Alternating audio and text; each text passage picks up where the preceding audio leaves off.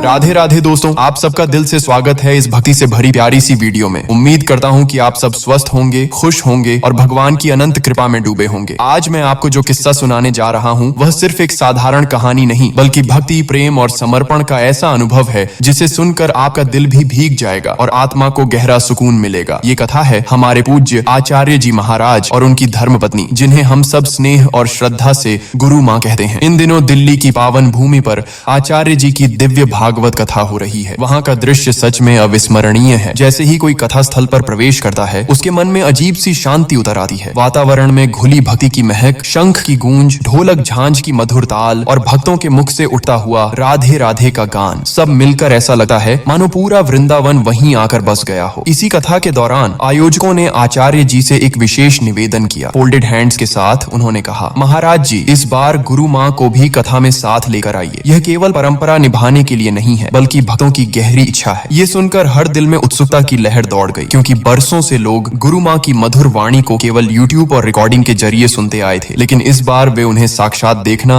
और लाइव सुनना चाहते थे। आचार्य जी ने पहले थोड़ी झिझक दिखाई, बोले आश्रम के कार्य बहुत हैं, समय निकालना कठिन होगा। लेकिन जब भक्तों का आग्रह बढ़ता ही गया, उनकी पुकार बार बार गूंजने लगी, तो आचार्य जी भी भक्तों की भावनाओं के आगे झुक गए और सहमति दे दी। जैसे ही यह समाचार फैला कि गुरु माँ कथा पंडाल में आने वाली हैं, पूरे आयोजन में मानो दियों की तरह खुशियों की लहर दौड़ गई। भक्तों के चेहरों पर रोशनी झिलमिलाने लगी और दिलों में उस पल का इंतजार और भी गहरा हो गया। फिर आया वह पावन क्षण जब गुरु माँ ने मंच पर प्रवेश किया। सच मानिए, उस समय का नजारा शब्दों में बांधना कठिन है। इतनी सहजता, इतनी शालीनता और इतनी भक्ति की आभा उनके व्यक्तित्व से झलक रही थी कि हर कोई मंत्रमुग्ध होकर बस उन्हें निहारता ही रह गया। जैसे ही गुरु माँ मंच पर पहुंची, पूरा पंडाल जयकारों से गूंज उठा। गुरु माँ की जय, राधे राधे। मंच पर पहुंचते ही गुरु माँ ने भक्तों को अपनी मधुर वाणी का आशीर्वाद दिया। उन्होंने भजन गाया, सुलेपित लिंगम बुद्धि विवर्धन कारण। हर सुर मानो सीधे भक्तों के हृदय में उतर रहा था। आवाज में ऐसी आत्मिक गहराई थी कि पूरा वातावरण भक्ति की धारा में बहने लगा। कोई भाव विभोर होकर रो पड़ा, कोई ध्यान में खो गया, तो कोई हाथ जोड़कर